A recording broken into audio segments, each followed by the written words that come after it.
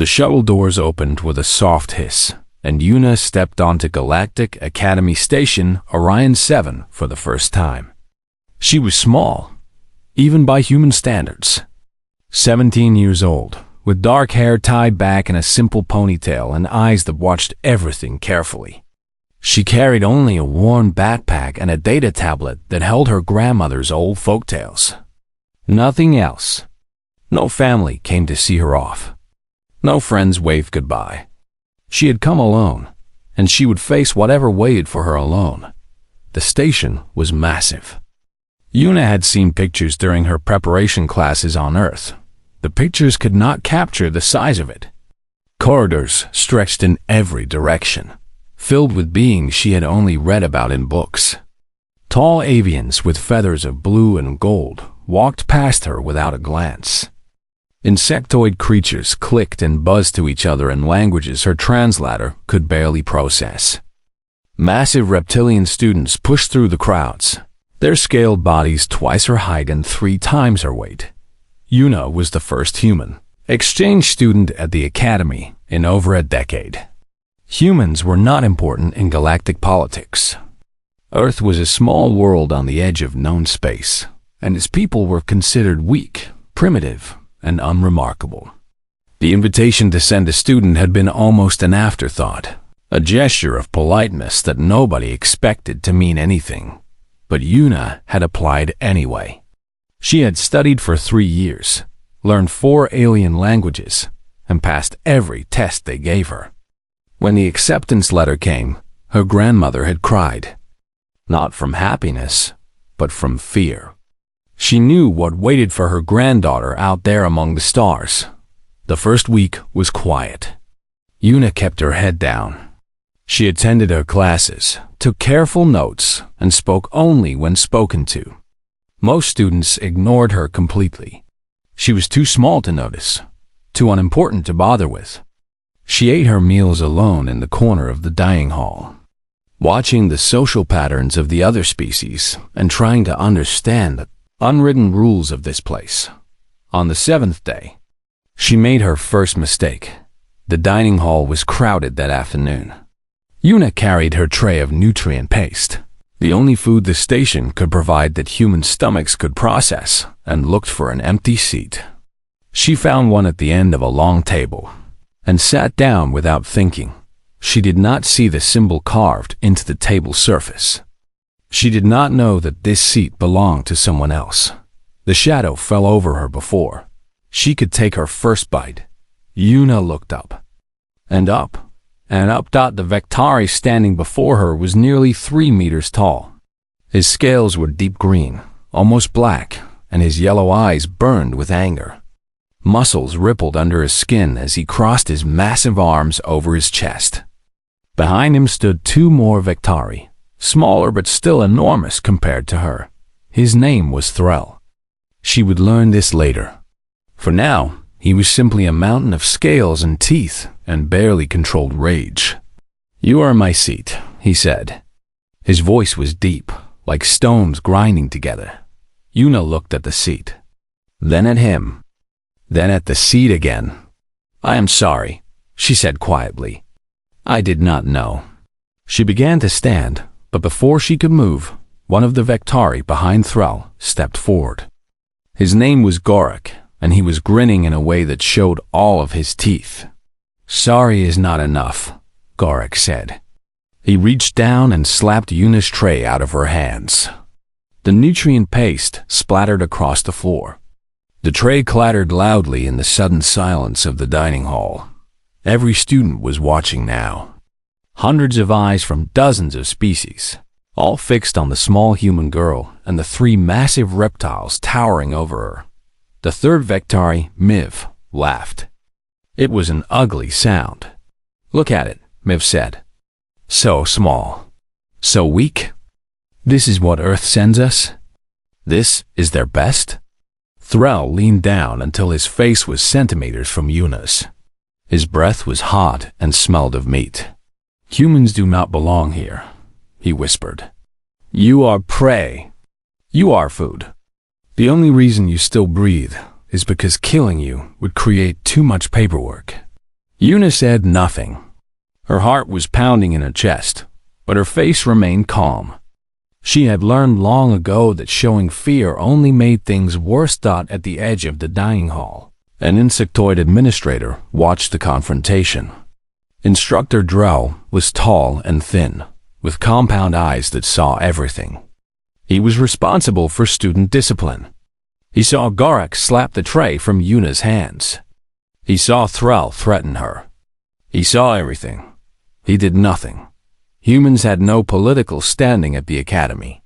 The Vectari were a powerful species with strong connections to the Galactic Council. Instructor Drell calculated the risks and decided that one human girl was not worth the trouble. After a long moment, Thrall straightened up. He jerked his head toward the door. "Get out of my sight," he said, "and stay out of my way." Yuna bent down slowly. She picked up her tray. She wiped the spilled paste from the floor with a napkin from her pocket. Then, without a word, she turned and walked out of the dining hall. Behind her, laughter erupted. The Vectari and their friends, celebrating an easy victory over a creature they considered less than nothing. The other students watched her go. Some felt pity. Some felt disgust. Most felt nothing at all. Humans were prey species. Everyone knew this. They did not belong among the stars. That night, Yuna sat alone on the observation deck. Through the massive windows, she could see the endless black of space, dotted with distant stars. Somewhere out there, impossibly far away, was a small yellow sun. Her sun, Earth's sun. She did not cry. She had stopped crying years ago. Instead, she opened her data tablet and read one of her grandmother's stories. It was about a small mouse who lived in a field full of wolves. The wolves laughed at the mouse and called it weak. But the mouse did not run away. It stayed in the field, year after year, long after the wolves had grown old and died. Because the mouse understood something the wolves did not. Survival was not about strength. It was about endurance. In the shadows of the observation deck, someone else was watching. Bora was a small amphibian student with large, curious eyes and mottled blue-green skin. He had seen what happened in the dining hall. He had seen the human girl refuse to cry, refuse to break. He did not understand her, but he wanted to. Yuna stared at the stars until the station lights dimmed for the night cycle. Then she closed her tablet, stood up, and walked back to her quarters. Tomorrow would be another day. And she would still be here. She would always be here. 3 weeks passed on Galactic Academy Station, Orion 7. The stars continued their slow rotation outside the observation windows. Students attended their classes, formed their friendships, and lived their lives. And Yuna continued to exist in the spaces between, quiet and unnoticed. Like a ghost walking among the living. She had learned the rhythms of the station now.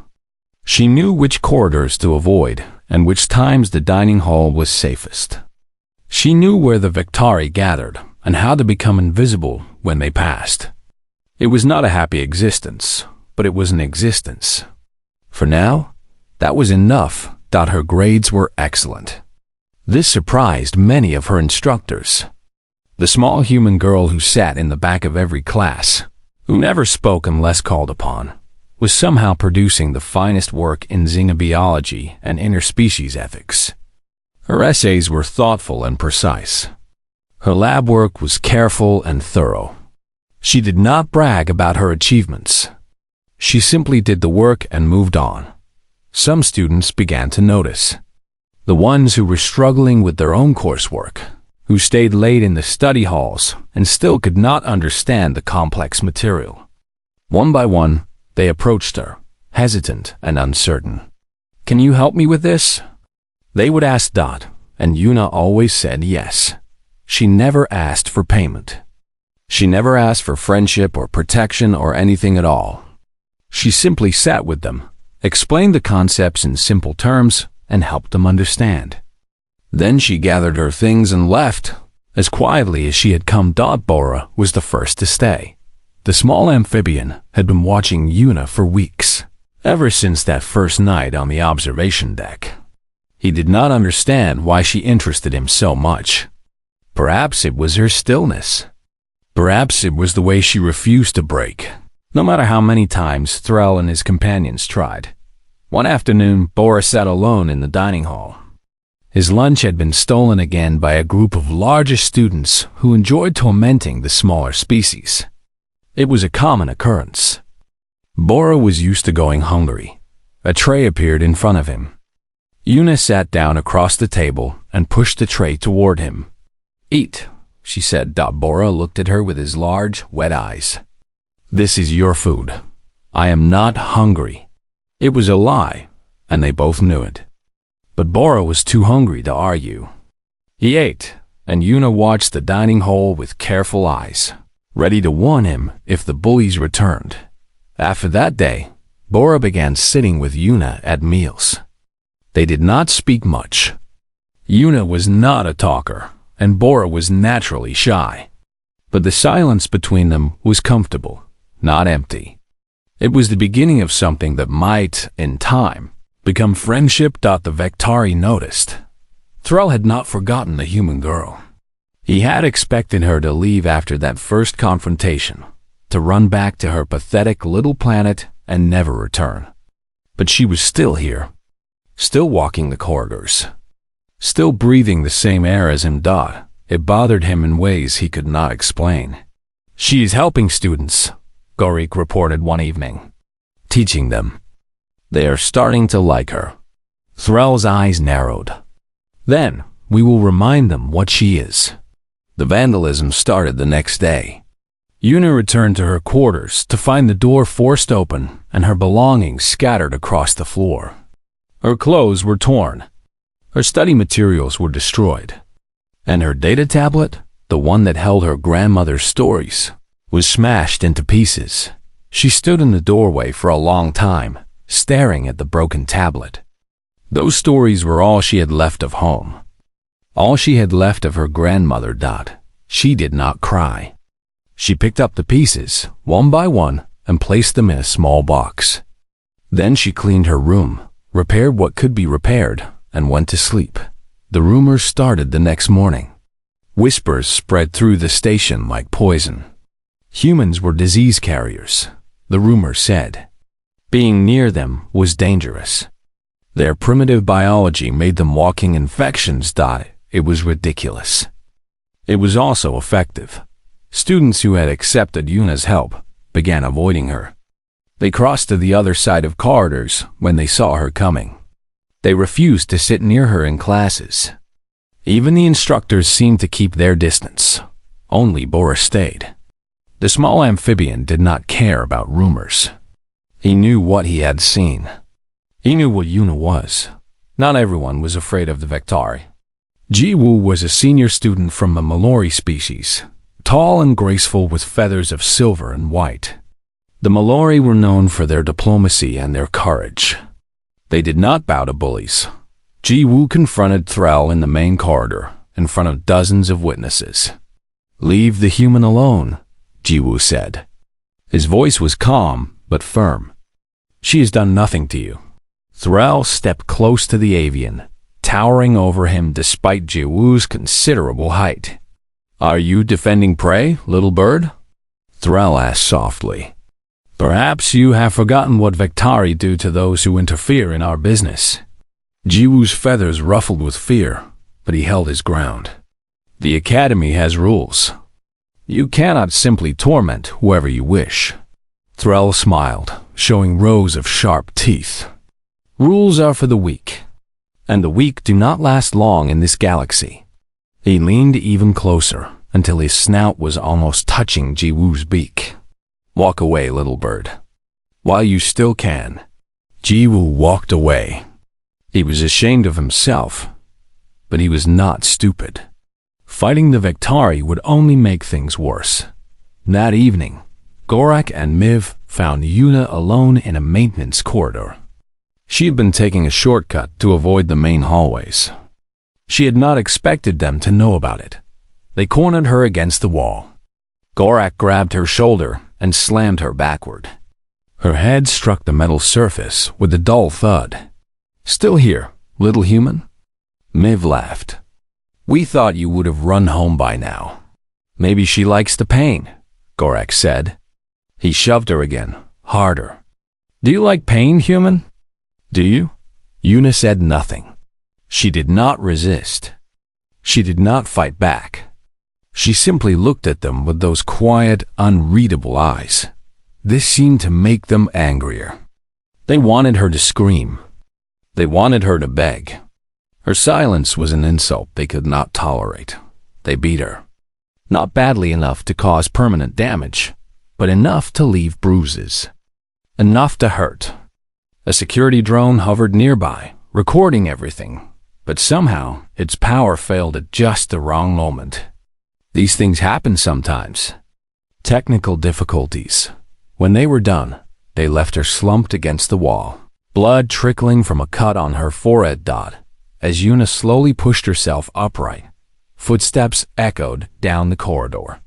Heavy footsteps. Thrall emerged from the shadows. He looked at her battered form with something that might have been amusement. "Tomorrow," he said. "Detention hall, you and me." Yuna wiped the blood from her eyes. "What is detention hall?" Thrall's smile widened. "You will see, little human. The whole station will see." He turned and walked away, his laughter echoing off the metal walls. Yuna stayed where she was for a long time. Then, slowly, painfully, she stood up and began walking back to her quarters. She had been challenged. Academy law said she could not refuse. Tomorrow, she would fight. Detention hall was an ancient Vectari tradition. Long before the Galactic Council existed, long before different species learned to live together among the stars, the Vectari settled their disputes through combat. When the Academy was built, they brought this tradition with them. It was called detention because officially it was meant for disciplinary purposes. In reality, it was an arena. The hall was circular, with high walls and a floor made of something that looked like sand but was actually a synthetic material designed to absorb blood. Around the edges, rising in tiers, were observation galleries where students could watch. Medical drones hovered near the ceiling, ready to intervene if someone was about to die. But only if someone was about to die. Injuries, even serious ones, were permitted. Word of the challenge had spread through the station like fire. By the time the afternoon lights brightened, nearly half the academy had gathered in the galleries. Students from dozens of species crowded together, pushing for better views. Many had never seen a human before. They wanted to see what happened when one was torn apart. Yuna arrived alone. She wore her academy uniform, slightly too big for her small frame, and her hair was tied back as it always was. The bruises from yesterday were visible on her face and arms. She had not tried to hide them. She walked to the center of the arena and waited. In the preparation room beneath the galleries. Instructor Drell found her before she entered. "You understand what this is," the insectoid said. His compound eyes studied her without emotion. "You understand what will happen?" "Yes, you can forfeit. Accept corrective reassignment. Return to your planet with only minor dishonor." Yuna looked at him. "Minor dishonor? You would be expelled, but you would be alive." For a long moment, Yuna said nothing. Then she shook her head. "No." Instructor Drell clicked his mandibles in what might have been frustration. "This is foolish, child. He will hurt you, badly." "Yes," Yuna agreed. "He will." She walked past him into the arena, leaving the instructor staring after her. In the observation galleries, Bora pressed against the railing, his large eyes wet with fear. He had begged Yuna not to go. He had pleaded with her. She had listened quietly, thanked him for his concern, and gone anyway. Nearby, Jiwoo stood with his wings folded tight against his body. Shame burned in his chest. He had offered to take Yuna's place, to fight Thrall himself. She had refused. Why? He had asked. Because this is my fight, she had answered. Not yours. Now all he could do was watch. The crowd fell silent as Thrall entered the arena from the opposite side. He was magnificent in a terrible way. Nearly 3 meters of scaled muscle and predator instinct. His claws gleamed under the bright lights. His teeth were bared in a grin of anticipation. He stopped 10 meters from Yuna and looked down at her. The size difference was almost comical. She barely reached his waist. Last chance, little human, he said. Yield now. Save yourself the pain. Yuna's voice was soft but clear. No. Thrall shrugged his massive shoulders. Your choice. An electronic tone sounded. The fight had begun. Thrall charged. He moved faster than something his size should be able to move, crossing the distance between them in 2 enormous strides. His clawed hand swept toward Yuna in a blow that could have torn through metal. She dodged. Barely. The claws passed centimeters from her face, and she rolled away across the synthetic sand. The crowd laughed. It looked like a mouse running from a wolf. Thrall turned and charged again. This time, his blow connected. A glancing strike across her shoulder that sent her tumbling. She hit the ground hard, rolled twice, and somehow got back to her feet. Blood was already seeping through her torn uniform. Is that all you have? Thrall asked. He was enjoying himself. I expected more from the famous human endurance. He struck again. This time, he grabbed her arm and twisted. The crack of breaking bone echoed through the silent arena. Yuna made a sound. Not a scream, not quite. A sharp intake of breath, nothing more. Her arm hung at an unnatural angle. Yield, Thrall commanded. No, he hit her again. And again. Ribs cracked under his fists.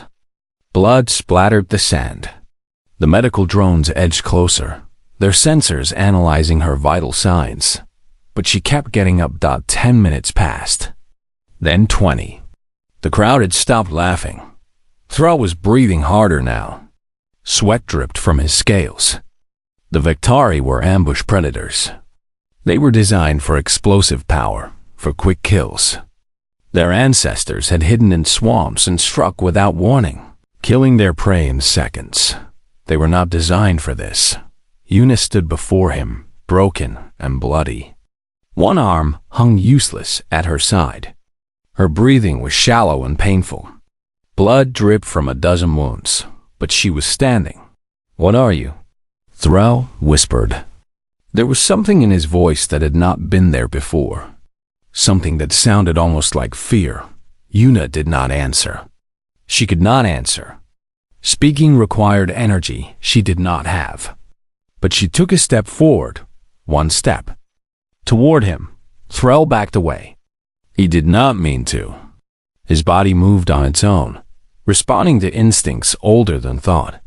Something was wrong. Something was very wrong. This creature should be dead. Should have yielded long ago.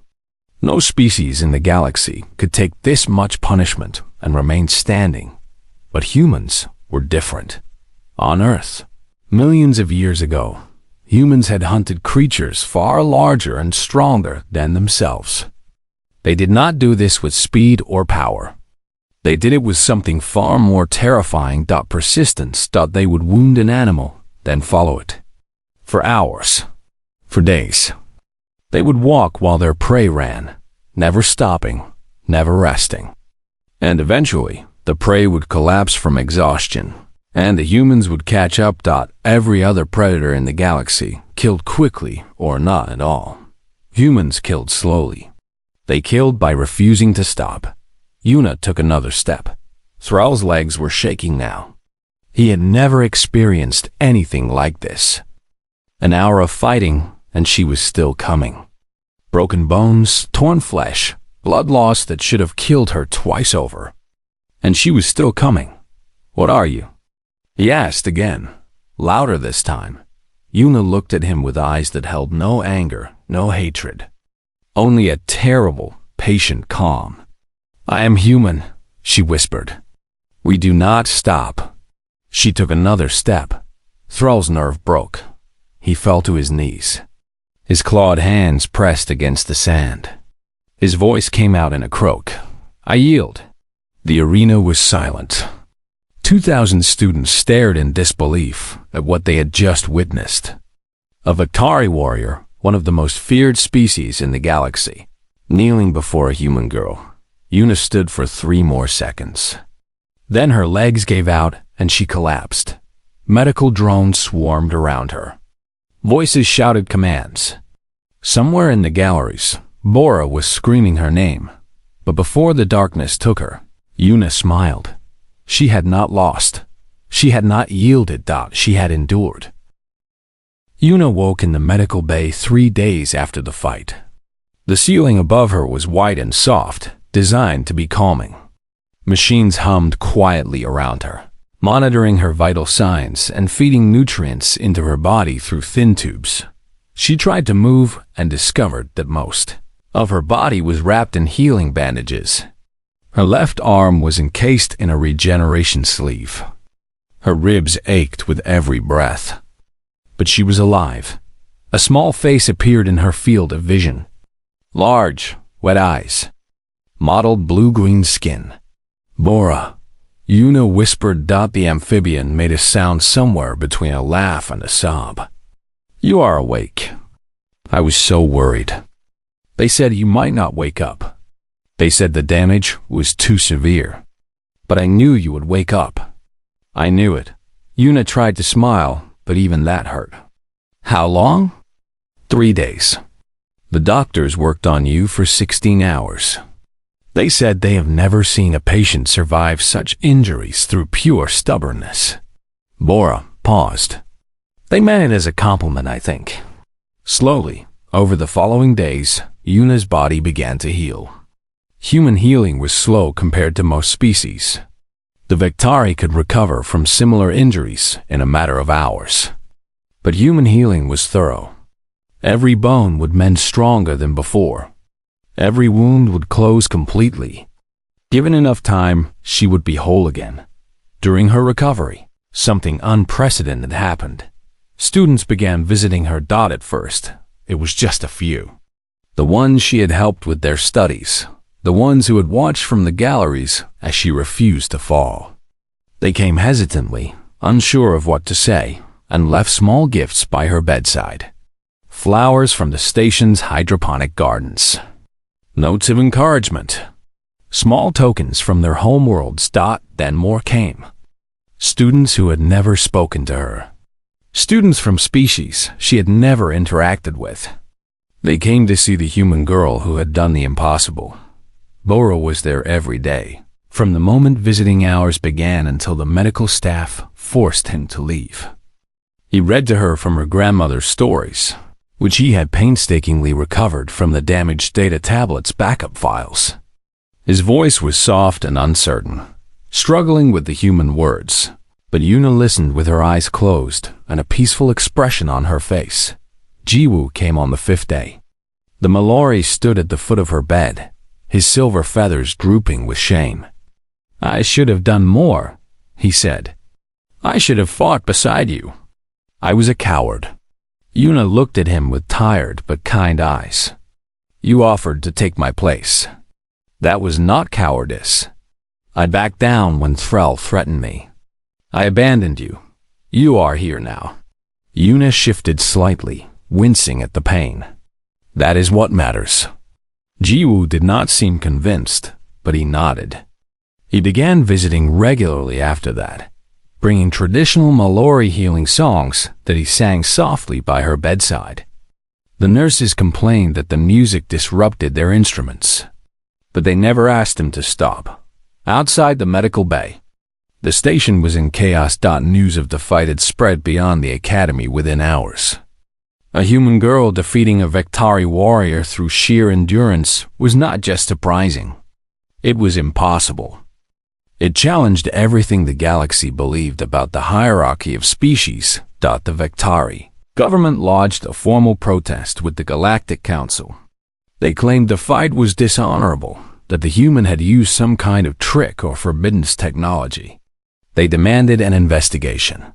The council reviewed the security footage from the arena. They saw no tricks. They saw no forbidden technology. They saw only a small human girl getting beaten nearly to death and refusing to yield. The protest was dismissed. On Earth, the news arrived like a thunderbolt. Humanity had been a minor species for generations, ignored and dismissed by the greater galactic powers. Now, suddenly, everyone was talking about the human girl who had brought a Victari to his knees. Earth's diplomatic corps, which had barely acknowledged Yuna's existence before, suddenly took a very strong interest in her welfare. But the most unexpected development happened 10 days after the fight. Yuna was sitting up in bed, practicing small movements with her healing arm. When she heard heavy footsteps approaching, she looked up and saw Thrall standing in the doorway. The massive Victari looked different. Smaller somehow, though his physical size had not changed. His scales had lost some of their luster. His yellow eyes were uncertain in a way they had never been before. The medical staff tensed, ready to call security. Bora moved protectively toward Yuna's bed, but Thrall did not approach. He simply stood in the doorway, looking at the human girl he had nearly killed. A long moment passed. Then Thrall sat down on a chair in the corner of the room. He did not speak. He did not explain himself. He simply sat there, staring at the wall. An hour later, he left. He came back the next day. And the day after that. Gorak and Miv had abandoned him after the fight. His status among the Victari was shattered. A warrior who yielded to a human was no warrior at all. He was alone now, just as Yuna had been alone when she first arrived. Perhaps that was why he kept coming back. On the 14th day, Thrall finally spoke. "I do not understand you," he said. His voice was quiet, almost confused. "I broke your arm. I broke your ribs. I could have killed you. Why did you not yield?" Yuna considered the question. Her healing arm still ached, but she could move it now. "Because yielding would have meant giving up," she said. "And humans do not give up." Thrall shook his massive head. "That is not an answer. Every species gives up when the pain becomes too great. Every species has a limit. Perhaps." Yuna looked at him steadily. "But you did not find mine." Something shifted in Thrall's eyes. Not respect, exactly. Victari culture did not have a word for respecting someone who was physically weaker. But something close to it. Something new. He did not apologize. Victari did not apologize. But when he left that day, he inclined his head slightly toward her. A gesture of acknowledgement between equals. 2 weeks later, Yuna was released from the medical bay. Her body was still healing, would continue healing for months. But she could walk now. She could attend classes. She could live. As she stepped out of the medical bay, Instructor Drell was waiting for her. "There has been a request from the Academy Council," the insectoid said. His compound eyes studied her with something that might have been curiosity. "They want you to address the student body." Yuna paused. "About what?" Instructor Drell's mandibles clicked. "About what it means to be human." Yuna thought about this for a long moment. Then she nodded. "When?" "Tomorrow. The main assembly hall. Every student on the station will be there." Yuna looked out the window at the distant stars. Somewhere out there, Earth was waiting.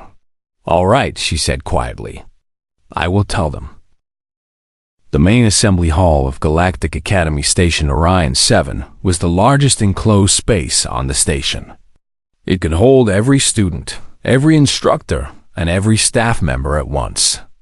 Today, it did exactly that. Over 2,000 beings from 47 different species filled the tiered seating. Avians perched on specially designed rails. Aquatic species floated in sealed observation pods. Massive reptilians squeezed into reinforced seats. Tiny insectoids clustered together in groups. Every eye, every sensor, every attention-focusing organ was directed at the central platform, where Una stood alone. She looked small on that platform. Impossibly small. A human girl barely 17 years old, still bearing the scars of her ordeal. She had refused cosmetic repair. The fading bruises, the thin lines where her skin had been torn and healed, the slight stiffness in her left arm. These were part of her now. She would carry them forever. The assembly hall was silent. 2,000 beings held their breath, waiting. Una looked out at the sea of alien faces. She saw Bora in the front row, his large eyes shining with pride. She saw Jiwoo nearby, his silver feathers bright under the lights. She saw Instructor Drell standing at the edge of the platform, his compound eyes unreadable dot, and in the very back, almost hidden in the shadows, she saw Threll. The massive Vectari stood with his arms crossed, watching her with an expression she could not read. Una took a breath. It hurt a little. Her ribs were still healing. Then she began to speak. "You think humans are weak." Her voice was quiet, but the acoustic systems carried it to every corner of the vast hall. Every being heard her clearly. "You are right." A murmur rippled through the crowd. This was not what they expected. By your standards, we are weak. We are slower than the Vectari. We cannot match the speed of your predators or the power of your warriors. We are less intelligent than the Cerebrites. Our minds cannot perform the calculations yours do in seconds. We cannot fly like the Malori. We cannot breathe underwater like the Aquari. We cannot see in the dark like the Noctari. She paused, letting her words settle. We cannot do any of the things that make you strong. By every measure the galaxy uses, humans are inferior. The crowd was confused now. Some students shifted uncomfortably in their seats. This was supposed to be a victory speech. Instead, this strange human girl was listing all the reasons her species should not exist. But we are still here. Something changed in Una's voice. It was still quiet, still calm. But there was steel beneath it now. The steel of a species that had climbed to the top of its food chain, not through strength or speed or intelligence, but through something else entirely. On our world, there were creatures that could outrun us, creatures that could overpower us, creatures that could outsmart us. We should have died. We should have been eaten, hunted to extinction, forgotten by history. But we survived. And do you know how? She looked out at the crowd, meeting their eyes one by one. We hunted creatures 10 times our size. Not by being faster than them. Not by being stronger than them. We hunted them by following them. For hours. For days. We would wound them, and then we would follow. We walked while they ran. We kept moving while they had to stop and rest. And eventually, they would collapse from exhaustion. And we would catch up. Every other predator in the galaxy kills quickly. Humans kill slowly. Humans kill by refusing to stop. The silence in the hall was absolute now. We crossed oceans on wooden boats. Not because we had to. Because we wanted to see what was on the other side. We built cities in deserts where nothing should survive. We built cities on mountains where the air is too thin to breathe. We built cities in frozen wastelands where the cold would kill any other species in hours. Not because it was easy, because we refused to stop. Una took another breath. Her ribs protested, but she ignored them.